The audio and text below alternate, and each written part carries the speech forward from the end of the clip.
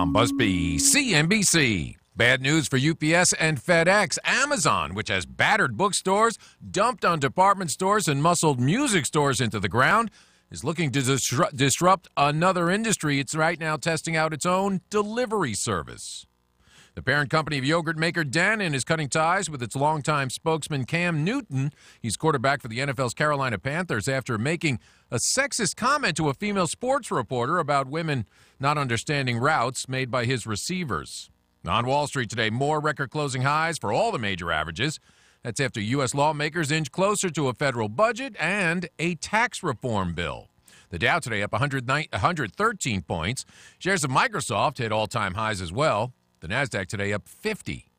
Two casino operators are in merger talks, Penn National and Pinnacle Entertainment, and Netflix hiking prices for all new and most current customers. Tom Busby, CNBC. The IRS doesn't mess around. If they want your money, they'll take it. They can take your paycheck and bank accounts too, even threaten your home or business. And it's about to get worse. The IRS just hired an army of new tax enforcers. So, if you owe back taxes, the smartest thing you can do is call Optima Tax Relief. Optima has access to a special IRS tax assistance program called the Fresh Start Initiative. And their clients that qualify are saving thousands, even tens of thousands. One call starts the process to stop the demand letters, stop aggressive collection actions, and stop that army of new enforcers from targeting you. But don't delay. It's important to act now while you still have options. Optima is A-rated with the Better Business Bureau. Optima has already resolved over $500 million of tax debt for their clients. Get your life back. Call now for your free consultation. Call 800-367-6289. 800-367-6289. 800-367-6289. Optima Tax Relief. Some restrictions apply. For complete details, how would you like to have a large portion of your credit card debt completely forgiven? Both the principal and interest. National Credit Card Relief wants to give you free information that shows you how. Thousands of people have used this program to have their credit card debt forgiven. So call now for free information and consultation. We'll give you the secret to this money-saving program absolutely free. Get eye-opening information that could save you thousands of dollars a year or a month, depending on how much you owe. In fact, the more you owe, the more you can save. All you need is $10,000 or more in credit debt, medical bills, or department store debt to qualify. Call for free debt forgiveness information now at 800-546-2909. That's 800-546-2909 to discover the secret to having your credit card debt forgiven. Call 800-546-2909. 800-546-2909. Don't wait. Call now. 800-546-2909. Bob Vila here with my home improvement tip of the day. Concrete floors are no longer found just in garages and basements. With new elegant finishes now available, like stenciling, staining, and texturing, they're also showing up in kitchens, bathrooms, and even living rooms. Even though concrete itself is durable, various finishes may not be so tough, so you need to take care when cleaning the floor. A soft dust mop or vacuum is usually fine for routine cleaning. To get at more stubborn messes, try using a sponge saturated with water and dishwashing detergent. When you've cleared the mess, rinse with plain water and dry the floor immediately to avoid any discoloration. Cotton cloths are best for drying since synthetics can scratch the finish. If you need to pre-treat a particularly tough stain, use a pet stain and odor remover. They contain organic compounds that will dissolve the stain without harming the finish. Get more info at bobvila.com and right here at home with me, Bob Vila. Do you need bone support? Do you need immune support? Now you can get both with D3 Gold from Quantum Nutrition Labs. Buy one bottle at $10.95 and get the second 50% off. Call now, 888-588-7578. Hi, I'm Dr. Bob Marshall, PhD, host of Healthline. Tune in to get your questions answered and hear the latest breakthrough information for you and your family.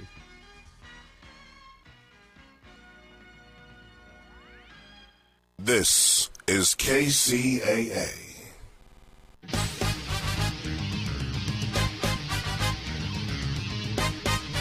And now, ladies and gentlemen, it's time for the greatest real estate investment show ever. Here's the flip-flop investor himself, Todd Bayer. Hey everyone, welcome to the Flip-Flop Investor Show. I am your host, Todd Bayer, the Flip-Flop Investor himself. Every week we get together and talk about real estate investing here in the Inland Empire and talk to local experts. We also sometimes talk to people that are new in the industry.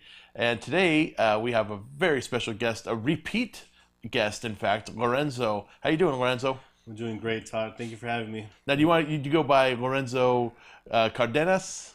Cardenas? What do you go by? It's I kind of go by Lorenzo Danzig on the internet. The reason being is because I discovered that if you make your name unique, people will be able to find you a lot easier. So I was just like, hey, I like Danzig's one of my favorite band. Why not put it as my last name? And then if people search me up on the internet, no matter where you are in the world, I'm the first hit. Yeah. So, I mean, that's kind of why I kind of did that. I'm not sure if that's even legal, but but, it got the job done. And, anyone around the world that looks that up finds me instantly. So I thought it was a very powerful thing to do. But I guess you can say online I go as Danzig. In real life, Cardenas. Cardenas? Yeah, it's pronounced Cardenas, but I don't know. It's a little strange. Yeah, you don't go by that. Yeah, I hear you. But it's smart marketing, too, because I'm sure that you're not the only Lorenzo Cardenas to exist in the world. So by changing, and, I guess the real way to do it would be to say you're doing business as Lorenzo Danzig, and you can actually file a real thing. You could go to the Riverside County Recorder and file a DBA and say Lorenzo Danzig. That's how you're going to operate your business under that name. It's it's people do it all the time because it's branding, it's marketing, Yeah, it's smart. It's funny. I actually did find that out by accident. One of my mentors, he also changed his last name too. I didn't find out until recently. I noticed that when he paid me, because I do some work for him, it said a different last name, and I'm like, who's this guy? Oh, that's me. Nice. Like, yeah, that's my legal name, but I'm changing it to a different name. Yeah. Which his name is Mark Dama, by the way. If anybody wants to look him up, he's a professional, a celebrity coach out in Hollywood, and he does a lot of work now. With now he's going on to the social media side of things, so he's kind of starting to grow his brand online. So so I didn't even know that was possible, but now that's possible. I might be keeping that name, but we'll see. Yeah, it's cool. And besides, you're into heavy metal music, right? So you can have another branding out there. You could be the heavy metal flipper or something like that. Exactly. It's just like a niche I could be working with, because a lot of things is people think that you have to be a certain way to do real estate. They think you have to be wearing a suit, you have to have doing this, you gotta act this way, you can't be that way. So I mean, one of the biggest things that I wanted to do was kind of really stand out and build my own brand, but also keep my personality while I do real estate. I mean, for the most part, I wanted to be able to be an example that anything is possible, because I come from the rock community myself, and a lot of the times with the rock community, there's a lot of talent, but because they don't believe in themselves, they never go for more. So that's kind of why I wanted to keep my image, to kind of show people like, wow, like he's still a rocker, he still loves heavy metal, he still loves, grunge or whatever, right? Yeah. But he's still doing what he wants to do, which is be successful and live his dreams. So that's kind of why I decided to keep that identity, and I'm going to keep it for the rest of my life. Of course.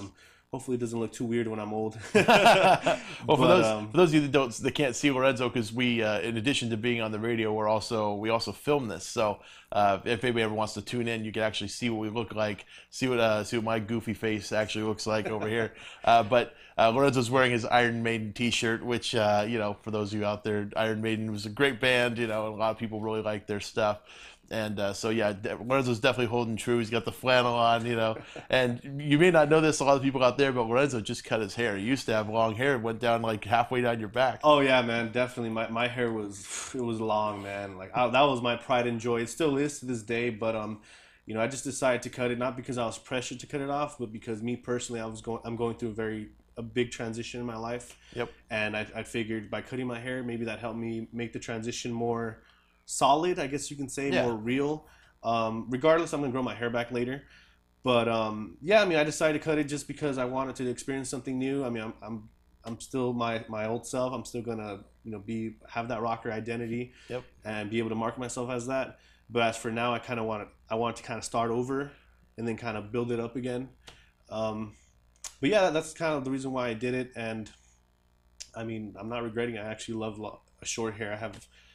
I wish I could have done this sooner. Yeah, exactly. it's easier to maintain. I know because I don't know if I told you, but I had long hair back in like high school. I had hair that went down to the lower part of my back. Yeah. You know, and I used to keep it in a ponytail all the time, but you know, still keeping with that heavy metal style, you know, because I was big into heavy metal music in high school as well. So yeah, coming out there, I actually cut it off my junior year of high school because I was trying to change my identity a little bit because I think I was going a little bit too far into that heavy metal look, and you know, I think I didn't like the way I was treated by people that assumed that about me, because I don't know, I think people assumed that I was dumb. You know, people assumed that I had no goals in life. I was doing drugs, yeah. You're drinking, you're partying, you're doing everything that society says you're not supposed to do. Right, and so I guess I wanted to make it a little bit easier for myself to be, to still have that identity and keep it to myself and a little bit more, but then have a different outward appearance so people wouldn't be so turned off and not willing to, not even wanting to get to know who I was. So, you know, I had to alter my appearance too, and you know, I still hold that same appearance as today that I did then. I didn't really change much since that point because I had no real reason to. But I did try, you know, for a little bit wearing like suits and stuff. I still own some very nice, expensive suits. I just don't wear them anymore. They're feeding the moths in my closet now, which is nice. You know, that benefit, that charitable aspect to what I do is great. Right. No, but the charitable. Oh my God. Keeping moths alive since 2004. 2004. Yeah, that was what I was doing. So I guess for everybody out there, you know, it's cool. You know, you're a real estate investor. That's what you've taken your identity as professionally, as a real estate investor, flipper, whatever people want to call it. But you're still yet to get your first deal. And that's not a bad thing. And I don't want you to think I'm saying that's a horrible thing, because you're in that spot where it's like it's coming any second now. You went through our accelerator program here in the office, and it ends at the end of September. So you're new to this. You're new to the industry, but you have done a flip before. You did a flip with your dad. Yeah. So you got into real estate because your dad had some experience doing some stuff, and you guys did a deal. So you kind of saw a deal go from start to finish, but now you're kind of striking out on your own. You're trying to do it completely independently. And I guess what I really want to talk to you today, and for everybody else out there on the radio to hear, is some of the things you've been going through, some of the things you've learned, lessons that have come from just getting out there every single day, because you're here every single day. I see Lorenzo in the office every single day doing stuff. And I want to hear from you some of the things that have changed from when you first started doing it to how you're doing it now. Okay. Let's see, where do we start? Because that's there's so many things that have been happening, man. I mean, I think the biggest thing I've learned in this whole journey of through the accelerator and just, you know, being more around you guys and people that are doing deals on a daily basis or a consistent basis, I think that'd be a better word. But I've realized that belief is everything. Like, absolutely. Like, if you're able to have a strong belief first in yourself, in your abilities, then you're able to trust the process of what you're going to do.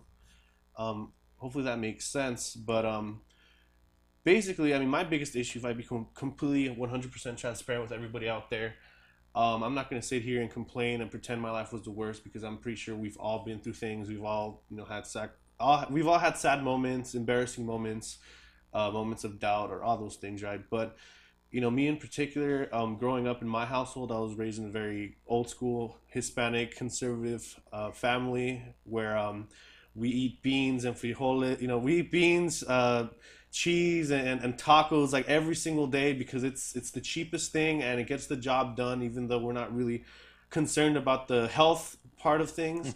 We're more concerned about saving money. So I basically grew up in a very scarce environment where we believed that money doesn't grow on trees, or in other words, it's not easy to come by. You have to work really, really hard and long hours for it. Even though my dad was an entrepreneur, he was more how do I say this? I don't want to talk too bad about him, but yeah, you know, he's really old school. Kind of I kind of want money, but I don't care kind of how I do it to get it. You know, so I kind of had the skewed perception of money that you had to screw people over in order to get it. And so that was the biggest misconception I had. And the second misconception I had was that oh, well, I'm just a kid, what can I do? Like, I'm nobody, And so I had a lot of self-esteem issues growing up, as we all do, I'm pretty sure. But for the most part, I mean, I just had trouble believing that I could be a real estate investor, especially being a young rocker kid, because statistically speaking, and not even just statistically speaking, but just generally, when you see a rocker, you're thinking, oh, he's probably drinking, he's probably doing drugs, he's probably going to have a kid in a year or two. And so I'm literally at the worst. Like, society looks down on us. So I had a huge amounts of self-doubt. My biggest problem first was showing up, because, I mean, you can't get yourself in a situation to do things if you don't at least show up. Mm-hmm. So I told myself, maybe I'm not a real estate investor, but maybe if I go where investors are, maybe by being around them, I will kind of solidify this identity that I can be an investor. Yeah. Yeah, I hear you. And so I guess going back to your dad, I would call him a hustler. Your dad, not a hustler in a bad way. He doesn't go to a pool hall and pretend to, be terrible at pool and then go back and, bet somebody money. He doesn't, not like that kind of a hustler. It's just that if your dad needs money, he just goes out and finds a way to make money. Like be that painting numbers on people's curbs or, something that he'll do anything he needs to do to make some money. And there's a lot of different ways to make money. Most of the time it involves getting something on the cheap and then doing something to it and then reselling it. I think, you've even done that with some cars, I know, where you buy a car, fix it up, get it working again, and then sell it again for a little bit more than what you put in and what you bought it for. Yeah, that's a way for people to make money. It's just like flipping houses, same thing. Yeah. But I hear what you're saying. You don't want to have to be in that thing where you want to focus. You want to focus on just real estate. You don't want to focus on all these other little things. You don't want to be a jack of all trades. Yeah, definitely, man. And just going back to what I was saying, I mean, I think belief is everything, because if you don't believe you can make money, you can have a million ways to make money, and you're not going to take action in none of them, right? Because you don't feel it's possible.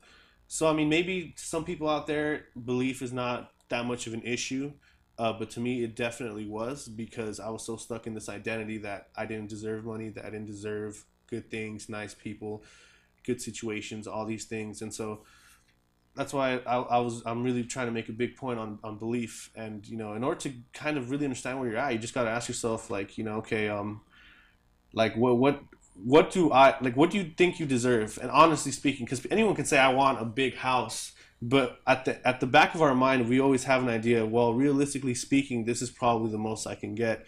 So unless you really truly believe you can get that house, and honestly truly believe it, you can kind of backwards engineer what you want to do. And so, I mean, I didn't know anything about real estate, but what I did know is, okay, well, I have no clue I have no clue about real estate. Someone out there knows. Maybe if I go hang out with them, I'll figure it out. So, I just went up on Meetup and looked up real estate investment clubs. I went to a couple. Some of them were trying to sell me on seminars, and I don't even have cash. So I was like, I can't do anything here. And so then that's one. I was actually going to give up going to the real estate clubs, and the Inland Empire real estate investment club. There you go. Yeah. That was the last one on my list, and I was not going to go because I would bring my friends with me. I had another buddy of mine who wanted to get into real estate, and he was like, nah, man, I'm done. I'm not going to anymore. They're going to try to sell us again. We don't have the cash. I mean, we're trying to go there to get cash. We don't have cash. Right. So I decided to go by myself to the first Inland Empire Real Estate Investment Club meeting for me. And I show up, and, I see Todd and I see Steve, and I'm thinking they're just helping out. And I'm like, all right, who are the guys who actually know what they're doing here? So I thought it was some old rich guy with the suits. Yeah. And then I saw all the old rich guys with the suits coming up to Todd and Steve asking them questions. And then I was like, what the hell is going on here? And that totally changed my perspective on what a real estate investor is, or what it can be, because we always have this idea in our head that real estate people, they dress this way or they act this way, and they're not, they're cold or whatever. Yeah. So that's kind of how I came here. That was good though. I remember that first meeting you came to, because you and I spoke for a while after the meeting. Because for me, like most of the people that come to the club, they're in their 40s, they're in their 50s, some are even in their 60s. And a lot of these people, they've worked for a while, they've worked for somebody, and they've kind of maybe built up a bit of a nest egg. They might have a 401k or an IRA or something they're sitting on. And they're looking at retirement coming up pretty soon, and they're looking at what can I do with my time and money after I retire, because there's still quite a few people out there that wouldn't be able to retire on the amount of money they're going to get from their pensions, things like that. So they need to find a way to supplement their income. And real estate is, you know, at least how they portray it on TV, real estate investments are, you know, anybody can do that. And really they can, but there's a lot of stuff that goes into it. And I know that you've kind of gone down this road a little bit. And really the hardest part is finding that first deal. You know, I want to talk to you a little bit about finding that first deal. And some of the methods that you've already tried in finding a deal. Like what have you done that's been hell, or just hell. Anything I've done? Yeah, like what have you done that's hell? Because it's probably been door knocking. Yeah, I think one of the biggest ones for me, the most difficult thing, because there's so many methods to real estate. It's really about, you know, who you know and who you can help. That's one of the biggest things I've been realizing. And there's just so many methods, and I decided to try every single one of them. I know that's probably the worst approach that many people say, no, don't go everywhere, focus on just one. But me personally, I don't know what I'm capable of, so I decided to see, okay, maybe I can try one, then try another one another day, and then try another one another day, or try one method for a week, and then go for another one in a different week. And so one of the most difficult, and not difficult in a sense where it's hard, it just takes a lot of, guts to do, is door knocking. I decided to do door knocking because I said I've never done it. It's the scariest thing. And you know what they say, like, if it scares you, go do it. Yeah. So I decided to do door knocking, and it was the scariest because I'm a rocker. You know, I dress a certain way, and so I'm over here I'm going to tell homeowners that I'm buying houses looking like this. So it was difficult for me to do because in my closet I either have my casual wear, which is my band shirts and, you know, just my casual street clothes, or my suits. So I was like, either one is going to really mess me up. Yeah. Because if I dress in the suit, they're going to think I'm going to try to sell them something. If I dress in the casual, they're just going to look at me and laugh like, what the hell? Like, are you for real? You know, and I was able to kind of find a little mixture between the two when I go out. For the most part, I decided that in order to go out there, I had to be kind of semi-casual, kind of like dressed up, like kind of right in the middle. Sure. And yeah, I mean, it's difficult because I had no clue what to say. I just went up and at first I pretended like I want to buy some neighbor's house, and I was like, hey, do you guys know anybody that's looking to sell in the area? It's like, oh no. And then, you know, they would just close the door on me. Some people were actually, you know, it's funny. The first doors I knocked were probably the worst. The first 10, I swear, everybody was in a bad mood that day. And it really hurt me. Like, I remember after the fifth one of the first day, because I just got, no, we're not interested, and they would slam the door, or, you know, no, we're not interested in buying. I'm like, I'm not selling anything, and they still close the door. What else? Some guy actually cussed me out and said, you know, get out of my property. You know, you're the third person today. Like, yeah, we know you want to buy houses. Everybody wants to buy houses. Everybody and their grandma's doing it. Then they slammed the door on me, and I just remember just really feeling so insecure because, I've already was kind of afraid of people. Not totally afraid, but I still had this. It was difficult for me to believe I was an investor. So then going out there and trying it, and then kind of getting people giving me these reactions kind of really, I don't want to say it scarred me, but it did kind of made me realize, like, okay, I need to figure out a better way of doing this. Like, I remember, like I said, after the fifth one, I just listened to Les Brown over and over, and I'm like, yes, it's possible, and like just tearing up because, it's difficult. It's not easy, man. How many people very few people are willing to go do door-to-door sales, and then going up to people and telling them that you buy houses is a scary thing. Not because, even if you do have the cash behind you, it's like you've never done it, so you're like, oh crap. Yeah. You know, you feel like an imposter. It's very interesting. Like I said, I think it builds the tough skin. Is that the right word? Yeah. Builds tough skin. Because I can tell you that after doing door knocking for a couple of weeks, I was able to do all the other methods a lot more easier. Like, for example, another method is like talking to agents. And at first I'd be so scared to talk to agents, but now it's like I'm not afraid of them at all because I dealt with the worst out there in the streets. So, you know, now I'm able to, which one of the methods I've been doing is actually physically going to the real estate agents' offices and talking to them one-on-one in person. And, it's pretty hard for someone to be a jerk to you in person. On top of that, this is what they do for a living. So there's an incentive for them to be nice to you. Sure. And if they aren't, whatever, bye. But there's more of an incentive for them to be nice to you. So even if they don't want to work with you or they don't outright tell you, at least, they kind of feel like, yeah, I'll help you out. So, I mean, as far as door knocking goes, it makes it a hell of a lot easier to do every other method, because when you're going up to people's houses and knocking on their doors, you have no clue what's going on in their life. Right. I remember one time I knocked on a door and the owner was literally fighting with his wife, and they were literally about to go at it, and I knocked on the door and they're like, "What?" And I was like, "Hey, I just wanted to tell you guys something." And I got scared, and I'm like, "All right, guys, well, I'll let you guys do your thing." I mean, I didn't know, like, should I intervene or should I just stay here? But yeah, I mean, definitely, you see a lot of things out there. I mean, definitely, when you're exposed to a large amount of people, I think what people have to realize is there's all kinds of people out there. The way I see it is, if the possibility of someone out there being a certain way, like in other words, if the possibility exists, chances are if you're around enough people, you'll find it. So yeah, to me, understanding that if a possibility is possible and it could potentially exist out there in a large number of people that you come across, kind of makes it easier, because then you realize, okay, well, if I do come across something like this, how would I react?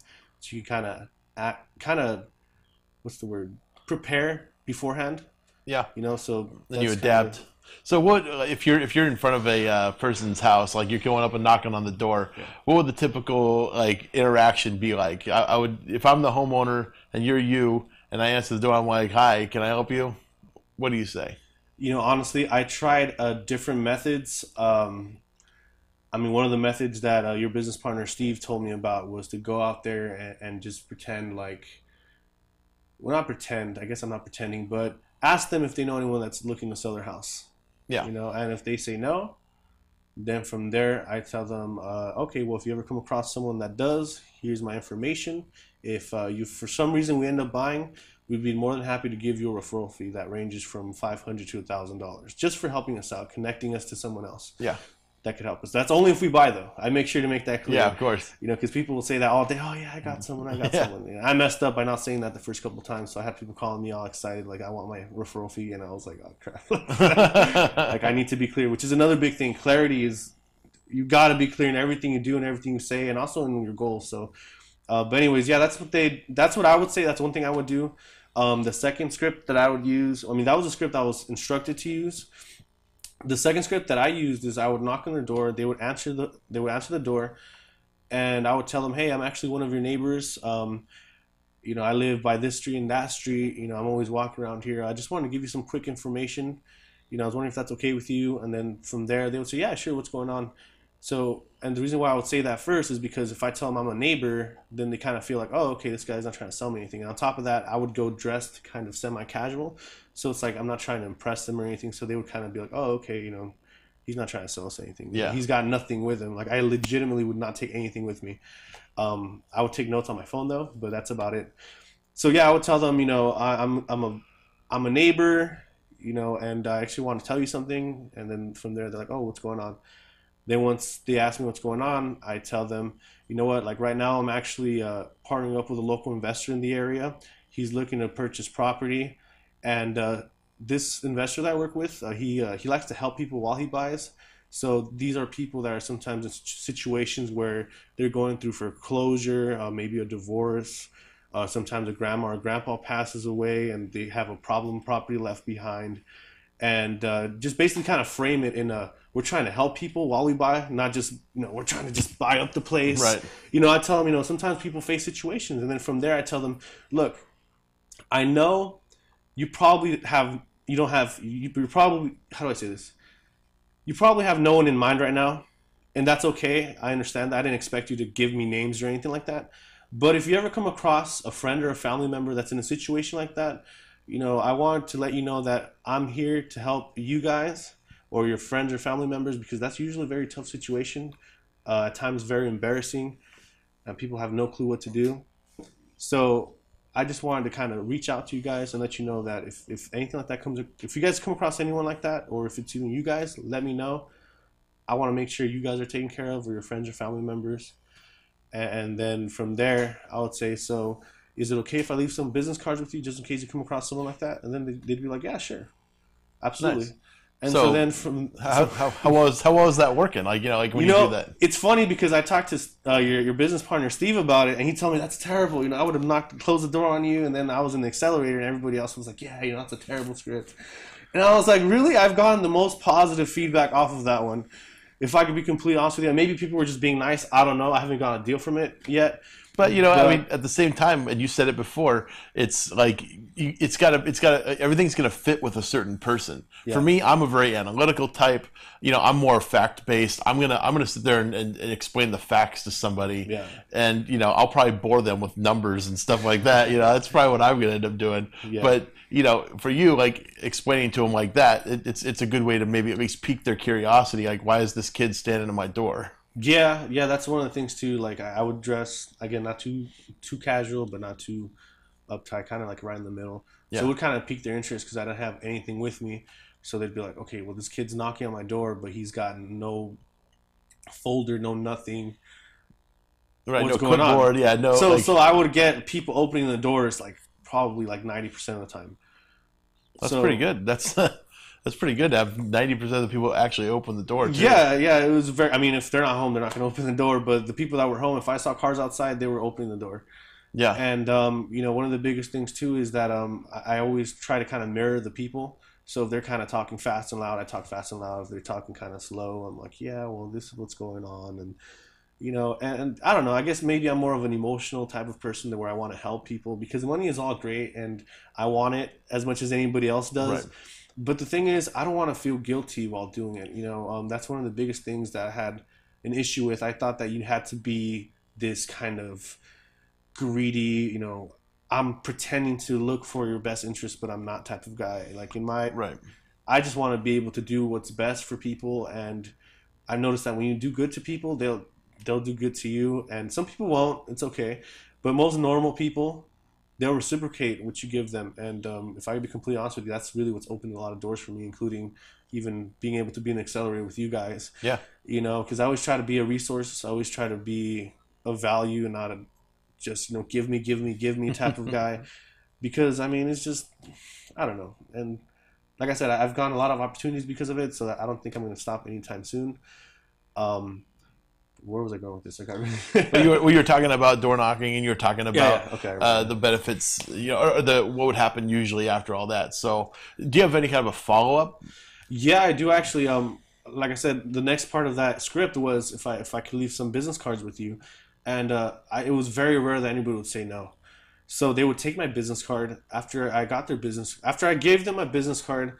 I would ask them, so what's your name? Then from there, they would tell me, oh, I'm John or I'm Maria or whatever, English or Spanish. Since I'm bilingual, I was able to have a better... Yeah, that helps. I'm able to speak to, more people. So anyways, I would give them my card and then I would ask for their name and I would say, hey, well, nice to meet you. Well, my name is Lorenzo. If I ever see you around, around the neighborhood, I'll say hi to you. And they're like, oh, okay, thank you. Because I tell them, oh, I walk my dog around and, if I see you, I say hi to you. And they're like, oh, okay. And then from there, I ask them, so what do you do for a living? And if they tell me they own their own business, I ask them, hey, is it okay if I take some of your business cards, just in case I come across someone that might need your services, help you out a little bit? Yeah, sure. And then they would give me their cards. And I got a book full of cards in my room. And as soon as I come across someone that needs something, I'm just giving them the card. And I mean, it's been true. Like when I go out there to walk around my neighborhood, I see the neighbors again and I talk to them again. And I actually have a little database on my phone where I just wrote down everybody's name and their address. So whenever I'm at an address, I remember, okay, this is Maria, this is this person, this is that person. And whenever I see them outside, hey, Maria, how are you doing? Hey, Lorenzo, how are you? So I'm really able to connect with these people and they're able to kind of be like, dang, like this kid isn't just... They didn't just drop him off in a van and say, go door knock. Like, he actually does live here. So, I mean, even though I haven't got a deal from it yet, I really feel like my neighborhood's on my side. And every chance I get, I try to go to a new neighborhood. I'm not going too far out. I'm kind of keeping it slow, but building a very strong, what's the word? I don't want to say following or fan base. Yeah, it's kind of what you mean, though. I mean, I get it. Do you see what I mean? Like, I kind of I pick a small block, but I really get to know the block. and then once I feel like I'm ready to go to the next block, I'm kind of moving. You know, and if some person was a jerk to me, I come back another day, and then they forget that they were a jerk to me, and then they're cool with me now. So I mean, that's kind of what I've been doing. I don't have too much ground because of that method, but I'm thinking if I'm able to build relationships, I'm able to get stuff, because everyone knows somebody that's looking to sell. Yeah, you know, and another thing too is, I mean, just part of that too is connecting people in the neighborhood that may not know each other. Like, you know, maybe some guy, you see him out there working on his car, and you know that a guy one street over is a mechanic. You know, you'd be like, hey, you know, what if I had Raul show up at your, like tomorrow? You know, he knows how to rebuild a carburetor. Like, you know, let me go see what he's doing. You can kind of connect some people together, and you know, help make some friends in the neighborhood. And then they'll be like, oh yeah, Lorenzo, man, he told me all about you. And you know, it's like there's a certain amount of like, I don't know what you call it out, but it's camaraderie. Just camaraderie that comes from this sort of a thing too. And like, I don't get any of that anymore. I don't meet anybody directly anymore. You're just out there making the big bucks. Yeah. Well, once we're buying a house, like I've never met the owner. I may not even know the owner's name. Like at this point, because I'm far removed from the whole process. So whoever's finding the deals and bringing them in, they're the ones that get to know these people, and they're the ones that are doing right by them. But I'm just signing paperwork and wiring money and cash. Yeah. So buying the Lambos, that is cute. yeah, no, I don't like to waste my money on that kind of stuff. But so it's that's one strategy, is door knocking. That's what a lot of people have. A lot of people started out doing it. They've sort of cut their teeth on it, you know. But what are you planning on doing? Like, what's the next step? What are you going to do now? Well, one of the biggest things I've learned about real estate is that it takes time. It's like planting a tree and watering it and not seeing anything for a while and being like, is this thing gonna come up, or should I stop and try to plant another one somewhere else? Yeah, if you planted the tree in your real estate, at what stage would you say that tree's in right now? It's not bearing fruit yet. But I think it's on the roots are growing. It might come out of the ground just soon, but I gotta keep doing it. You know, because the problem with me is that I would water it occasionally, and I thought, okay, maybe now it'll come out. How about now? Nope. Instead of just water. Okay, wake up, water. To me, it was kind of like, I water, I'm not seeing anything. I stop for a day or two. Okay, maybe I got to water again. You know, so my biggest issue is probably expecting too much too quick, and also expecting too much for so little that I put in. Yeah. And I'm not. That's not to say I'm lazy. It's more like I'm a thinker too, Todd. Like, I like to be strategic with everything and be like, this is like the perfect way to do something. But the thing about thinking and being strategic, there's nothing wrong with that. But if it's not implemented on a consistent basis, it doesn't work. You know. Yeah, consistency is a big part of real estate too. I mean, you can be an idiot and do this, and you can probably find a deal if you're consistent every single day. And if you're thinking too much about it, because that was my thing. I wanted to think of the perfect strategy to hit them, the perfect strategy to do this, and there's nothing wrong with that. But you got to take action while you get strategic. Like, once you get feedback, okay, how can I change this in a better way? Yeah. And so, I mean, like I said, the biggest issue I had was probably thinking that I can do this overnight. Like, oh, I'll be a millionaire quick, because you know those late night infomercials saying you can get rich overnight. You know, you can get look at this guy, he has a Lambo now, or look at this guy, he's got this, or he was able to retire his parents, or all kinds of stuff like that, which is possible. Yeah, I'm sure it is, but it doesn't happen overnight. And my biggest thing is, I thought if I just stuck around here, somehow, some magical reason, it's gonna happen. And you just got to put in the work.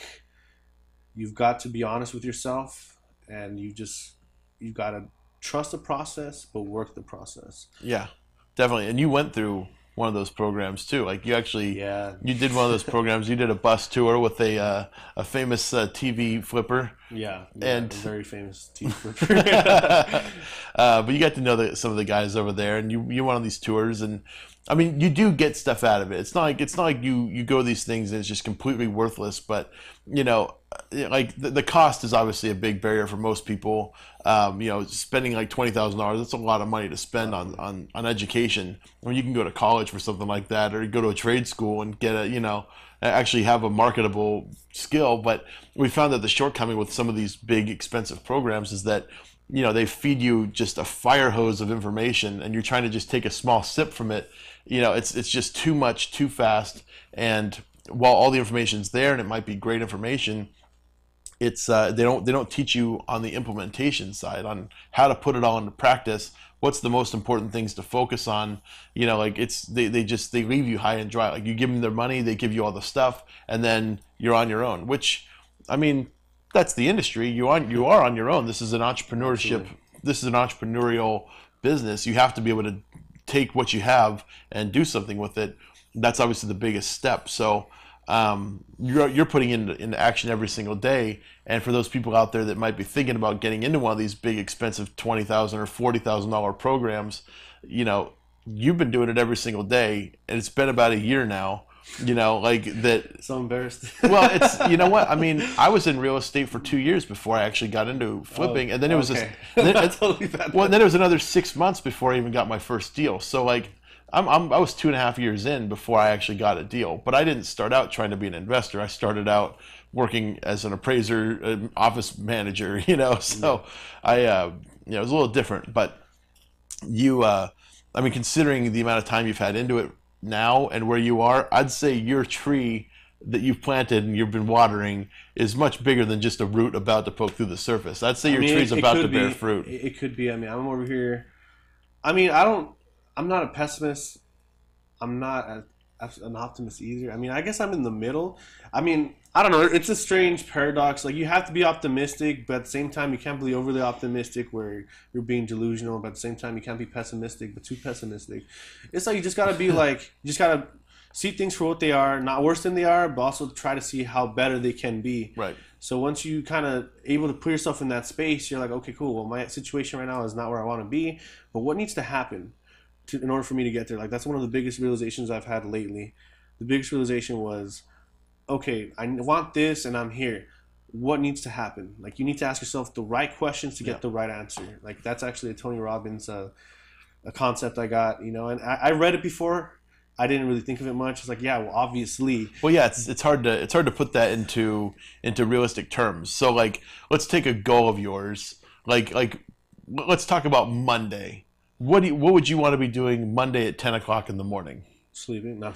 Okay. No, but you know what? Sleeping's a good one because, I mean, why not? If you, like, let's just say you went out to a concert over the weekend and you expect that Monday you're still going to be tired from the concert because you're going to be up late, you're having a good time. So Monday mornings, you know that you like going to shows. So on Monday mornings, you always want to be sleeping at 10 o'clock in the morning. You don't have to be bothered until noon. Yeah. Let's just assume that's your goal. So you take that goal of, I want to not have to be bothered until noon. How do I make my lifestyle work? Where I can be, where I can make that goal a reality. And I mean, as an entrepreneur, that's easy because if you own your own business, you can start work whenever you want. Yeah, but that's after you've already put in the hours and you have something coming in. I don't know, man. That might be the wrong attitude about it because really? because that's kind of what I've been doing for the past year. It's like, I can do whatever I want. You know, I'm an entrepreneur, and then I'm like, I'm not getting results though, so maybe I need to put in more. I mean, so like there's this concept of working harder, you know, to like get more. But there's also the working smarter thing. I didn't start making good money in this industry until I started working less. You know, I actually started working less hours and started being more efficient with my time. Yeah. So rather than me going out door knocking door to door, like, you know, let's just assume that door knocking is the only way to find a deal. Yeah. You know, I was walking from door to door. Well, let's just assume I bought a pair of roller skates and I'm roller skating from door to door. So I'm saving the time in between the two houses because I can go faster in between the two. Let's just assume that small little upgrade saved me over the course of a day. I was able to see 10 more houses. Yeah. You know, that increased my efficiency. So, you know, finding ways to increase your efficiency is really going to be your next step in building your systems. Absolutely. You know, and systematizing everything. I know we've talked about systems before. It's everything has to have a process, and when you sort of put people into your process, it seems to flow better. Like if you work at a company and you know, like you show up in a tank top or something, right? Yeah. Your boss might come up to you and say, that's not part of our dress code, you know, and he may have no reason for it. There's no reason that dress code exists. He can't even tell you the reason that you can't wear a tank top. It's just part of the policy. Mm-hmm. That's just our policy. You can't wear tank tops to work. Yeah. Sorry. You know, same thing with you. In your business, you have to have policies and procedures in place. Yeah. So when people have something, you say, it's our policy to collect this information first, then I come back to you with this report, Yeah. rather than, you know, you're like, oh yeah, I need you to give me your social security number, your mother's maiden name, and 2 your credit cards and your driver's license right now on the spot. Most people probably won't give you that if you're asking too much up front. So when you sort of build this system where you have incremental asks of people, it starts with, you know, I don't need anything from you right now. Let me go back and check out your house. And I'll bring back a nice report for you that shows what your house is worth, you know, what you could potentially sell it for today, and then we'll talk to you. And then when I come back, we'll talk to you about your loan a little bit and figure out, you know, what we can do to maybe structure your loan differently, or if you have to sell, what is that going to look like for you? Are you going to lose money? Are you going to, you know, be able to get some money out of it? Whatever. So you sort of have these incremental things you're going to move people into, rather than just feeding them everything all at once, because people can't process stuff that quickly. Yeah. Absolutely, Todd. You know, I totally 100% agree with you as far as working less and creating systems where you know what's going to happen if this, then that. The only thing I wanted to add to it, though, is that you can't really know how to properly create the system if you kind of don't go out there and see what kind of things need to be systematized. I don't know if that's the right word. No, it makes sense. In other words, like, you need to see the spots that are crappy. I don't know if I can say that, but of course you can. The spots that, you know, in other words, you can't build a system without understanding what needs to get done. You know, because if you just go out and you're just like, I'm gonna make a system for this, but you don't understand what are all the components, you will not be able to make a good system. Like, that's why I think at first you need to go out there and kind of just literally just be an idiot. Just go out there and, like, you don't know what the heck you're doing. Right. That's why having a mentor is good, because I think you go out there and you're kind of figuring it out, but they kind of guide you towards the right way to go. But like I said, like, as far as working hard at first, I think to kind of see the blind spots, and then once you kind of see the blind spots, what needs to, what happens, you can kind of build a system around it. Like, okay, I noticed that when I go door knock, this happens consistently. So I don't like this result. How can I change this result? Or I've noticed that when I'm already close to closing the deal, when I say this or when they say that, it doesn't end up happening. Or I noticed that, you know, if I were to do this, life would be a lot easier. But you don't get to see those parts until you're actually doing them. So that's why I think at first work hard, but then once you start seeing, okay, I've worked hard, I've gotten very little result, so how can I create, after working so hard, how can I make the result easier to get as I go? Right. Yeah, it's sort of like, it's about making changes. So like right now, you've been door knocking. So actually not that much anymore. Okay, let's just take door knocking as an example then. How could you possibly speed up the door knocking process? You know, I already gave the roller skate example, and that's kind of silly. You're not going to wear roller skates, but you know, potentially you could train other people how to door knock, and you can have 5 people out there door knocking at the same time as you, and you've now increased your ability to get in front of as many people. Yeah. And then you set up an appointment system where you know, their job is only to set up an appointment that you're going to come back to for them. And the thing that you're bringing is going to be that report that we talked about. You know, you're bringing back something that's a home report or a property profile or something that shows, hey, this is your house. I checked it out. This is how much it's worth. This is how much, you know, and you can walk around and figure out how much needs to be done to it or whatever. Talking about their loan situation, and sort of it's getting them into the cycle. You know, get them into the next step in the process. Yeah. You know, so that's why establishing those processes are good, because then you're just moving them into the next step. Yeah, and I think you discover those processes through going through them first. Yeah, that's why. I mean, I think you should first go through all of it before you decide to outsource it, because you'll never know if they're actually doing it because you don't know the actual process. Right. So that's why, I mean, I see what you're saying, and I think that's the best way to go, and I'm going to start doing that. The only thing, though, is at first I wanted to be able to be the person to go through the process and then understand the process, so then I could create a system to make the process easier. Yeah, and then, so let's assume the next step is, okay, so you've got the door knocking going, you got people setting appointments and you're showing up. Now you have this report, let's just say it's what you're doing. Yeah. You're bringing this report, what information are you going to put in that report? Yeah, so you got to know what to put in there. Yeah. So you got to, like I said, go out there first and kind of see what are the main things I need. And there's some people that have already kind of made systems, like Ron, I don't know if you guys know Ron LeGrand, like he's got some cool scripts or cool, you know, papers to fill out, like questions, like things you should know about the property. Yeah. And those things help a lot. And I think if you could have access to those things, I mean, because I had access to those scripts and sheets before. Yeah. But I didn't understand them. I'm like, why do I need all this information? Like, why can't I just go out and buy? Yeah. But then as I go out there trying to buy, then I realize, okay, I need to know this information before I buy it, or else I get myself in a situation where maybe there's a lien against the property, or maybe there's some, you know what I'm saying? Like, right. Those are all the questions. It's like a questionnaire, and those, depending on how they answer, if this is a good lead or a bad lead. So then you could either, if it's a good lead, focus on it. If it's a bad lead, just kind of put it aside and then maybe come back to it later. Yeah. And so that's the power of systems. Well, there's some other good scripts, and there's some other good questionnaires. Like there's a book called Building Wealth One House at a Time by John Schaub. If anybody's out there looking, that's a phenomenal book. It gives you some great questions to ask people. It also gives you questionnaires. Like all the information you basically need to collect and at what stage from people. So that book's great, and it's cheap. You can get it on Amazon.com. It's a great book. I've read it a couple times now. So I hear what you're saying about building systems, and you have to know what you need before you do it. Yeah. But you also have to have it before you you have to just show up with something. And when the people sitting down with them, they might say something like, but how much what are my taxes? Okay, make a note. I need to add taxes onto that list, onto that report next time. So if anybody ever asks, it's there. And I would say the easiest thing to do would probably just to have everything on it at first, and then you can sort of take things away that nobody seems to care about. Yeah. Nobody cares about who the owner was six iterations ago. You don't need to have all the the previous property history on there necessarily, but who knows? If it's available, maybe include it anyway, just so you can say, oh yeah, this house was built by Mr. John, and whatever. Yeah, Mr. John. Mr. John.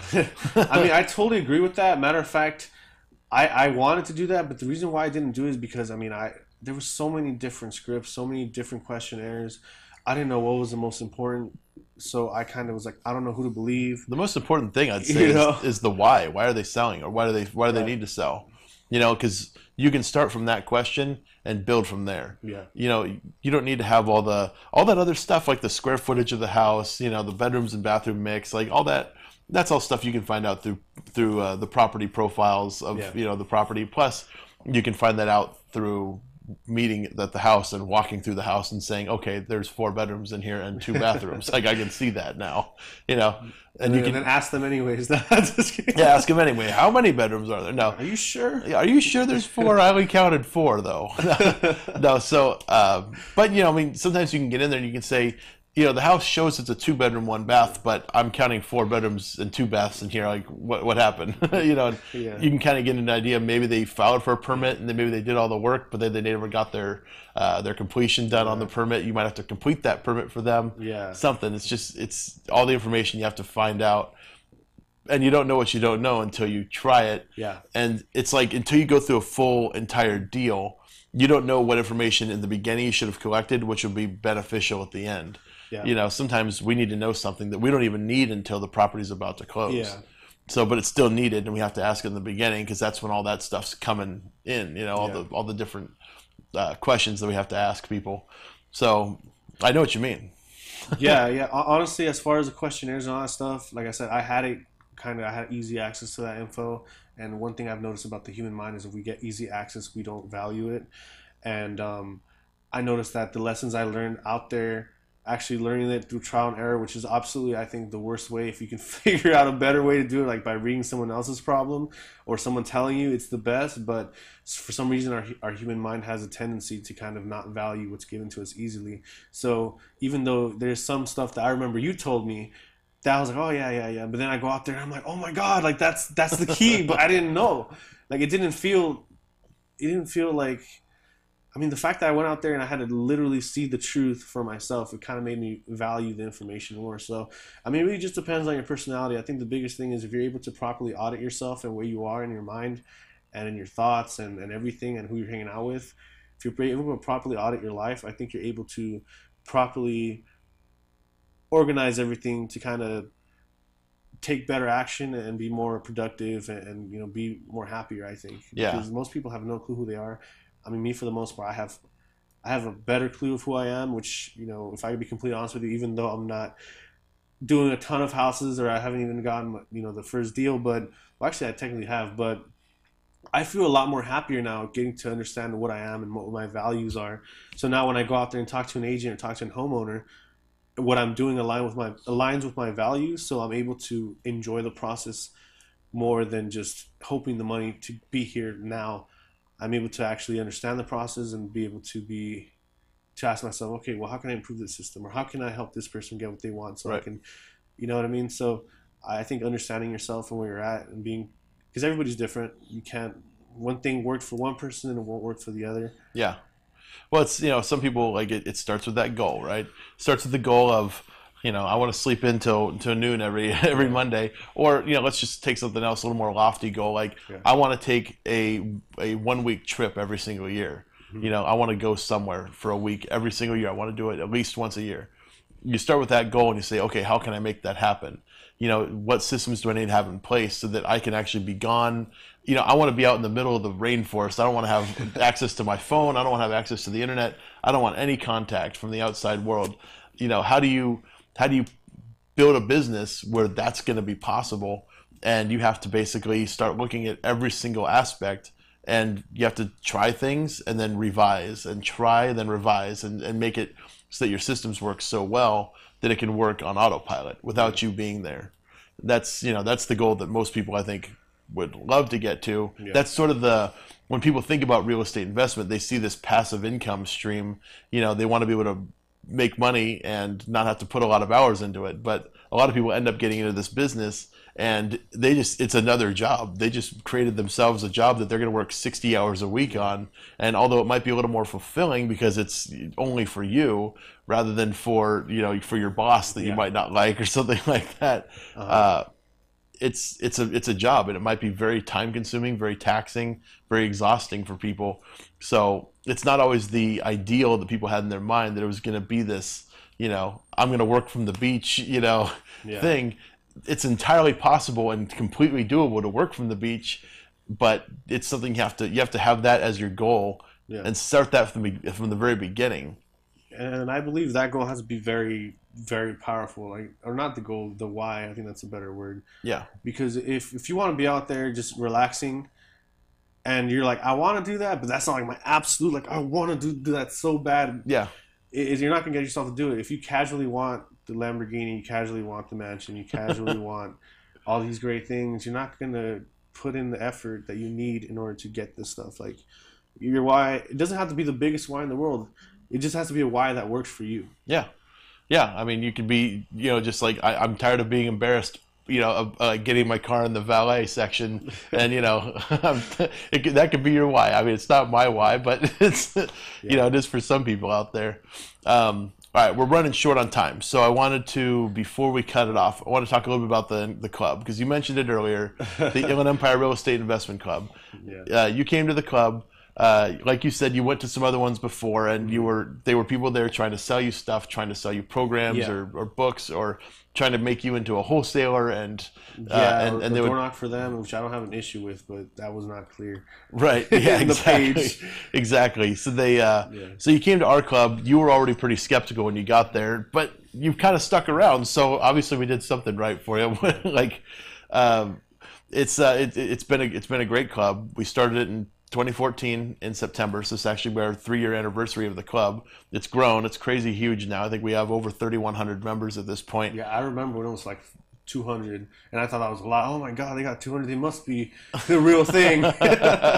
Yeah, it's grown, man. Yeah. It's huge, but it's helped you kind of get to this point in your life, in your real estate investment career. And it's helped a lot of other people in there, and there's a lot of people that show up that are already doing it. So I guess what I want to say is to anybody out there that's listening that is interested in getting into real estate investing, or is currently in real estate investing, is looking for some more people to add to their team, or for some additional sources that they might not have known about previously. We get together every 4th Wednesday of every month. We have our big meeting. We do that at Loft 84 in Riverside. It's a great meeting. That's where we get most of the people show up to that one. We also have 3 other meetings, and all the information can be found for all the club stuff on meetup.com. just look up the Inland Empire Real Estate Investment Club. And if you look that up on Google or meetup.com, we'll pop right up. We're one of the largest clubs for real estate investing here in Southern California. And yeah, come on out. Come meet all of us and come share your knowledge, and we'll share ours with you. And hopefully we can all see you there.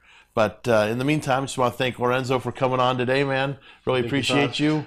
And we'll see you all again here next week, Thursday, 4 p.m., right here on KCAA. Have a great week, everyone. Take care. KCAA Loma Linda, 1050 AM, 106.5 FM, and now 102.3 FM.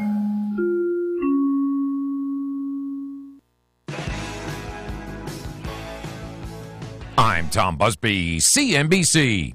All that technology found in cars may be causing more accidents. AAA